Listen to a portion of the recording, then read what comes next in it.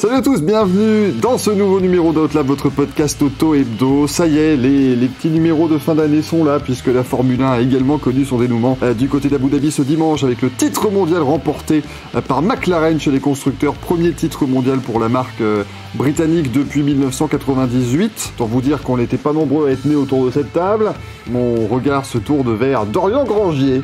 Comment va Dorian aujourd'hui, qui donc n'était pas né en 98, rendez-vous compte? Bah écoute, une grande première du coup pour moi de voir McLaren champion du monde finalement, parce que je suis né un an après leur avant-dernier sacre du coup, donc c'est un peu spécial, mais ça fait plaisir pour une écurie aussi historique de les revoir de nouveau au sommet. Je suis outré par ces propos. Alors je regardais pas encore la F1, mais enfin j'aurais pu voir ce sacre en direct. Gonzalo Formes, il avait quel âge lors du dernier sacre de McLaren? J'avais 2 ans et demi, on va dire. Voilà, j'étais un petit jeune, donc forcément, j'ai pas vu McLaren champion de ma vie parce que à l'époque, je regardais toujours pas la F1. J'étais un petit garçon.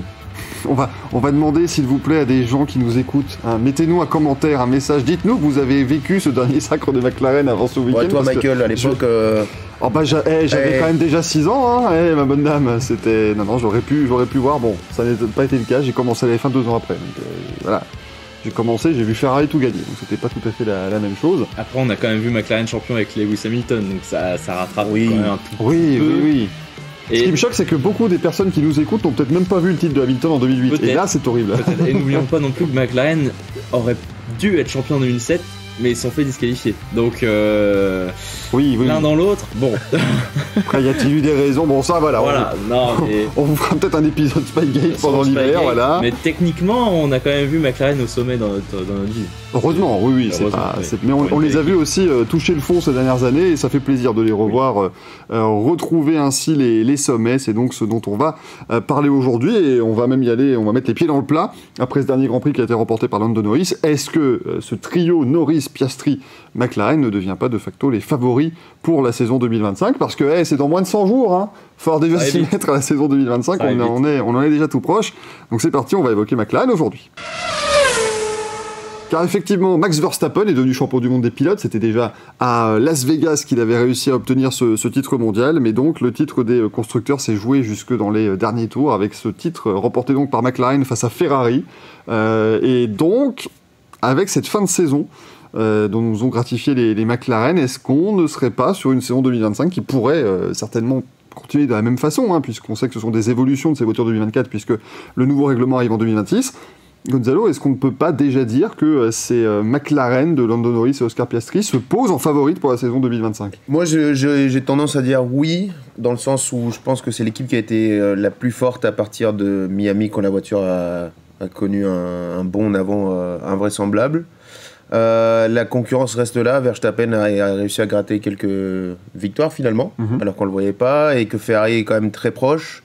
Mais je me dis que sur une année entière, avec un plan bien établi, pilote numéro 1, pilote numéro 2, je me dis que si Lando Norris commence avec une bonne voiture dès le début, je me dis que dans la situation actuelle, et vu comment s'est déroulé le Grand Prix d'Abu Dhabi, je me dis que McLaren est à l'heure actuelle le favori pour 2025. Après, évidemment, on ne sait pas ce qui se passe dans les souffleries, dans les usines aujourd'hui. Est-ce que Red Bull va nous ressortir une bête là-bas, Milton Keynes? Est-ce que Ferrari est en train de produire une machine, et en plus il y a Lewis Hamilton qui arrive, donc on ne sait pas, mais vu la physionomie de la fin de saison et de la performance pure et dure, je dis oui, McLaren favori pour 2025. Tu as évoqué Lewis Hamilton, je tiens juste à préciser que c'était son dernier Grand Prix avec Mercedes, parce qu'on n'a pas trop parlé ce week-end. C'est vrai, j'avais oublié. C'est important de le remettre. J'ai vraiment cru. Puis dites-vous qu'avec les commentaires français sur F1 TV, tous les tours, ils disaient, puis oui, c'est quand même son dernier Grand Prix. J'ai vraiment cru qu'il partait et qu'on était tous surpris, mais en fait non, il continue visiblement. Il sera chez Ferrari l'an prochain. Dorian, toi tu es peut-être un peu moins de cet avis. Je suis moins catégorique effectivement. Alors oui, si on regarde l'ensemble de la saison et notamment la deuxième partie de saison, c'est difficile de ne pas dire que McLaren fait partie des favoris. Après, si on regarde vraiment la dynamique des dernières courses, pour moi la meilleure progression ça a quand même été Ferrari, qui est revenu quand même à 14 points de McLaren en cette fin de saison, alors qu'ils étaient encore 50, 60, 70 points derrière il y a 4-5 Grands Prix. Sur la dynamique, pour moi Ferrari pourrait vraiment jouer à armes égales face à McLaren l'année prochaine, sachant qu'ils auront un nouveau duo avec l'arrivée d'Hamilton. Est-ce que ça sera un duo qui sera plus fort que celui qu'on a eu jusqu'à maintenant avec Leclerc-Sainz? Je sais pas, parce qu'Hamilton va falloir qu'il s'adapte aussi à l'équipe. J'ai du mal à dire que McLaren sera ultra favori l'année prochaine. Ils ont peut-être même certainement le meilleur duo de la grille, ça c'est clair, donc des points ils vont en inscrire. Après, alors je vois vos têtes un petit peu circonspectes, mais pour moi, au niveau jeunesse, au niveau de tout ce qu'ils ont appris cette année, McLaren, oui, au niveau des pilotes, ça risque d'être très très fort l'année prochaine. Mais au niveau de la voiture, j'aurais plus tendance à faire confiance à la Scuderia qu'à McLaren. Parce que McLaren, sur cette fin de saison, j'ai l'impression qu'ils ont atteint une sorte de plateau, qui est très haut, qui est très impressionnant, mais finalement, il y a certaines courses, je pense à Las Vegas notamment, où ils n'étaient pas là. Donc la McLaren n'est pas forcément fort de partout, tandis que Ferrari sur cette fin de saison a quand même été assez régulière. Ça n'a pas été toujours les meilleurs, mais ils étaient là, ils ont bien progressé, les évolutions ont fonctionné. Donc attention. Et puis évidemment il y a toujours Verstappen et on ne sait jamais ce que va produire Red Bull. Et Verstappen, il n'a pas besoin d'avoir la meilleure voiture, on l'a vu encore cette année, pour gagner des courses. Donc attention. Non, moi là où je rejoins pas trop Dorian, c'est vraiment, pour moi, McLaren cette année aurait pu être championne beaucoup plus facilement chez les constructeurs. Pour moi, cette année, McLaren, c'est surtout une question d'avoir manqué des chances. Pas des courses qui étaient offertes sur un plateau, mais des courses qui pouvaient gagner largement.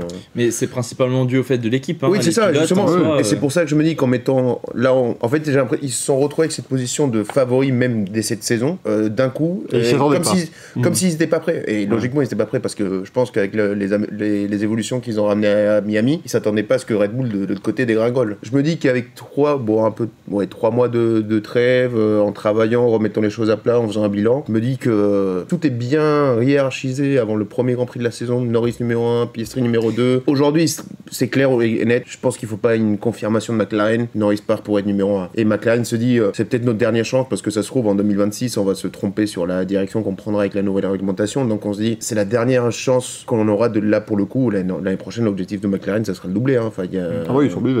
Norris l'a dit, dès la radio, il a dit l'an prochain c'est mon tour. Donc, voilà, c'est ça.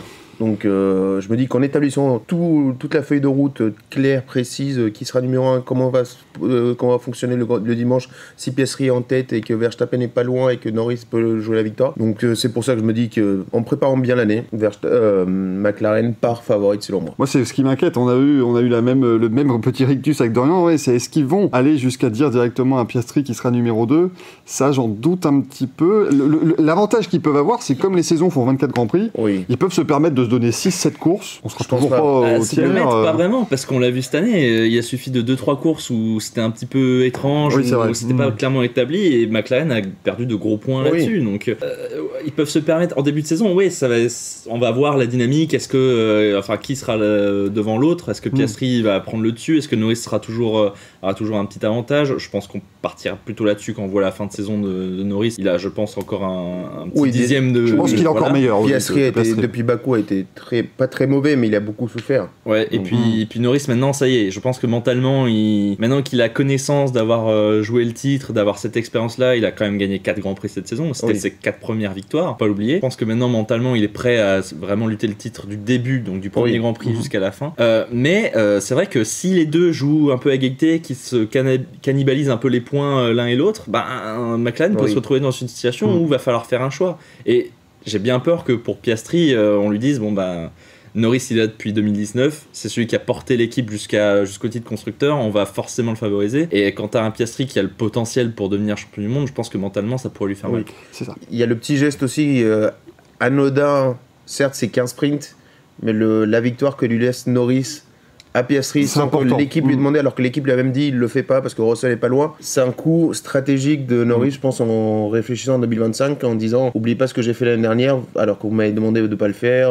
J'ai été correct, j'ai été gentleman, j'ai rendu la victoire que Oscar m'avait donnée au Brésil. Donc moi aujourd'hui, pour moi la question elle se pose même pas. Par rapport, et comme toi tu le dis toi-même, Dorian, il est là depuis 2019, il a connu des saisons pas faciles. Piastri depuis il est là, l'écurie il est qu'en progression. Certes, le début 2023 était difficile, on se rappelle, il sortait pas de la Q1, mais non, puis je vois pas comment Zach Brown ne peut pas dire, les gars, l'année prochaine c'est Lando, Bah, en fait, limite, ça serait lui manquer de respect. Il faut lui dire, faudrait dire ça dès le premier Grand Prix. Bah, c'est en fait. pour ça que je dis, pour moi, oui, si tout se met en place, clairement. Mais pendant l'hiver, ils vont faire ça. Ils pourront pas le faire pour Piastri. Parce que si Piastri, dès le premier Grand Prix, tu lui dis, bah écoute, Coco. T'en as 24 à tanquiller en étant numéro 2, c'est peut-être. Ça va être une longue saison pour Piastri et pour McLaren. Parce que si t'as ton deuxième pilote qui est conscient qu'il pourra pas jouer le titre parce qu'il faut aider l'autre. En sachant qu'ils ont un niveau qui est quand même assez proche. Après, ça peut le motiver aussi, parce que tu parles justement d'un niveau assez proche. Si on regarde les chiffres, honnêtement, c'est 4 victoires pour Norris, 2 pour Piastri, mais les 2 sont dus quand même à des concours de circonstances d'une certaine manière, puisque la Hongrie, Norris doit lui redonner la victoire. C'est Norris qui avait repris l'avantage suite à une cafouillade de l'équipe, certes, mais Norris était quand même dans le coup. Et il gagne Bakou, mais parce qu'aussi Norris ne sort pas de la Q1. Qui sait si Norris. Parce qu'il se loupe. Non, mais je suis d'accord. C'est pas un circonstance. Pour le coup, à Bakou, il est excellent. Tenir Leclerc pendant 30 tours.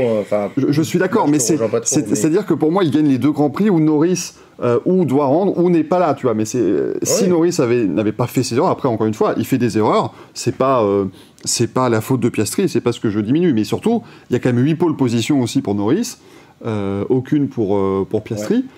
Ça montre quand même, que dans l'exercice, en tout cas en termes de rythme pur aujourd'hui, je pense que Norris reste quand même un cran dessus. Faut pas oublier que depuis Bakou, justement, la fin de saison de Piastri, il a été... c'est compliqué. Hein. Je dirais pas compliqué, mais il a été un ton très en dessous par rapport à ce qu'il a pu montrer jusque-là. Hein. Là, la deuxième place en qualif à Abu Dhabi... c'est son retour. Voilà, un peu, derrière en course, malheureusement, il se fait accrocher par Verstappen, il est complètement innocent, etc. Mais quand on voit Singapour, le Brésil, le Brésil, il y a eu la victoire, il y a eu le sprint, mais le dimanche, il était pas là. Las Vegas, ils ont souffert, Austin, pareil. Donc, pour moi, cette fin de saison me fait dire que le choix est déjà fait en interne. Parce que si on continue sur la lancée, il faut évidemment... mettre Norris devant Piastri pour l'année prochaine. Piastri qui n'a pas eu de chance non plus hier parce qu'il a été un peu victime de ces nouvelles directives, un peu des commissaires qui étaient assez... il fallait pas les embêter hier, les commissaires, j'ai trouvé. C'était pas quand plus même. Mal, moi j'ai trouvé. Ouais, mais les gens réclamaient plus de dureté pour Verstappen. On va l'appliquer pour tout le monde quand même. Évidemment, je suis d'accord. Mais j'avoue que 10 secondes pour l'incident avec Colapinto où les deux continuent, ça m'a surpris. Oui, pardon. C'était le dernier peut-être de Franco. Peut-être. Non. Ah, ok. Ce n'était pas le dernier Grand Prix de Franco Colapinto. Merci. Pardon, je parle sous contrôle argentin, pour être certain. Non, mais c'est vrai que oui, ça a été surprenant. Bon, c'était pas plus mal. Hein. Il a quand même fait abandonner Colapinto parce qu'il a eu des dégâts sur son diffuseur. Ouais. Il lui a fait une crevaison, donc il a gâché sa course. Donc 10 secondes, pour moi, ça peut paraître sévère, mais c'est. Est-ce qu'il a eu les 10 secondes après l'abandon de Colapinto ou avant ? C'est là où je ne sais plus quel était le timing des événements. Normalement, après, t'es pas censé observer les conséquences. Ah oui, non, mais je suis d'accord. Mais... Non, Colapinto, il continue un peu. Mais il continue, il abandonne à mi-course, mais ça reste quand même une erreur un peu de Piastri et la sanction est logique, quoi qu'on en dise. Et oui, comme disait Gonzalo, on se plaignait que les pénalités étaient soit trop douces, soit pas cohérentes. Voilà. Au moins là, pour le coup, ça a été tout le monde était servi hier. Là, 10 secondes, merci. Voilà, donc là-dessus, rien à redire pour une fois, rien à redire par rapport à la direction de course et au commissaire de course. Mais c'est vrai que tous ces incidents ont fait aussi que Ferrari était dans la lutte jusqu'à la fin du Grand Prix. Parce il y en a qui a quand même échappé, c'était pas dimanche en course, c'est samedi en qualif, le petit George Russell. Avec Lawson avec Lawson là pour le coup, je vois pas comment on peut estimer que c'est pas un InGen. Mais bon, c'est un autre débat. C'est l'ami George, on dira rien, évidemment. Est-ce que Fernando Alonso peut lui donner un avis peut-être sur cette application Max Verstappen peut-être. Ou Max Verstappen peut-être. Oh là là. D'ailleurs, on va lancer un appel. Si Max Verstappen et George Russell veulent venir dans un podcast spécial d'Outlap, n'hésitez pas. Nous, on a des gants de boxe. Voilà, on a tout ce qu'il faut. On peut s'amuser, on peut vous faire un épisode sympathique. En tout cas, McLaren a bien remporté ce titre mondial. Ça c'est sûr et certain. Hein. Je pense que ça ne devrait pas changer. Mais c'est vrai que, voyez, on parle de ce côté où ils étaient un ton au-dessus. Mais quand je vois la réaction de Charles Leclerc après le Grand Prix, je me dis que chez Ferrari, on s'y attendait. On espérait vraiment aussi ce titre mondial avec cette fin de saison qui était assez régulière finalement. Hein. C'est peut-être là-dessus qu'ils pourraient tirer l'épingle du jeu. Parce que personne n'a été très régulier cette saison. Peut-être que c'est un axe sur lequel on pourrait compter l'an prochain. Oui, on a l'impression que tout le monde a commencé à trouver son rythme. Dès que Red Bull a commencé à baisser, les gens commençaient à savoir où était vraiment la hiérarchie. Et Non, mais le Ferrari, sur cette fin de saison, ils ont quasiment toujours été là. Hein. On l'oublie quasiment, mais Leclerc fait 2e au Qatar, alors que il n'a pas fait de bruit, voilà. Il fait une 2e place. Il pensait pas du tout pouvoir jouer quelque chose là-bas en plus. Hier, il fait une remontée incroyable. Quand on voit qu'Hamilton remonte aussi hier, on se dit que l'année prochaine... Là, ceux qui se questionnaient sur sa rapidité et son implication, quoi que ce soit, ont été servis. Hein. Non. Ouais. Mais Vasseur l'a très bien expliqué après la course, c'est qu'ils perdent le titre pour 14 points. Il y a 2-3 courses après la victoire à Monaco où c'est très compliqué, et c'est là où ils perdent le titre, parce que maintenant qu'on peut faire un peu le bilan avec la vue globale de cette saison, il y a le Canada où il y a le double abandon, qui est la course juste après Monaco, hein.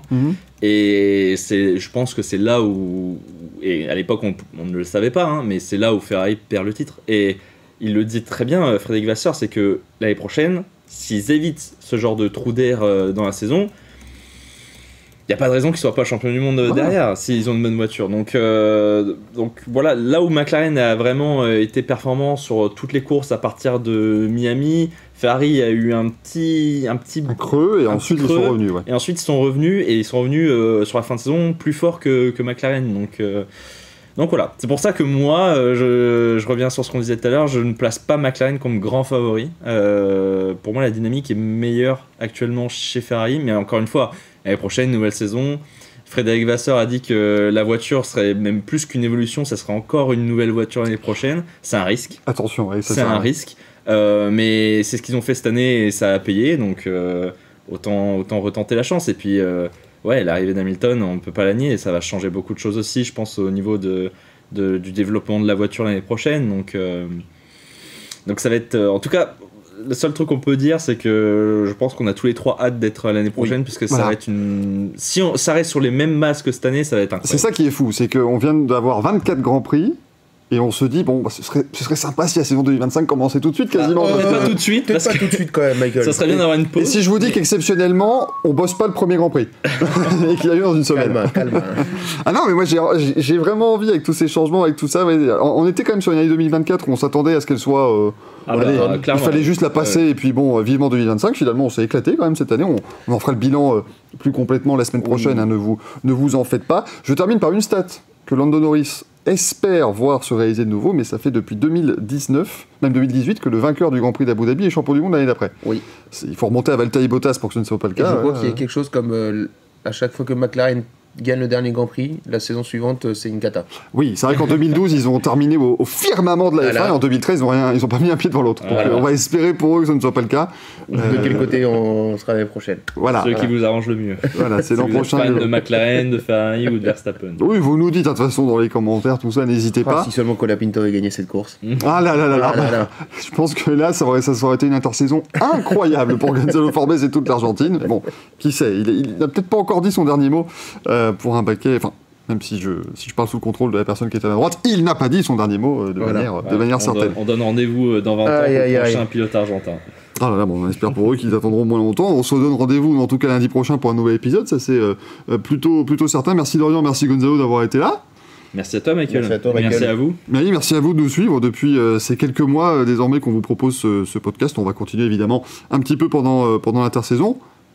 Outlap prendra aussi quelques petites vacances, ne vous en faites pas, parce que si on commence à faire le débrief du repas de Noël, ce sera peut-être pas mal. Il y a moyen, ça peut le faire, hein, ça peut être extrêmement intéressant. On vous dit au revoir et à la prochaine, ciao.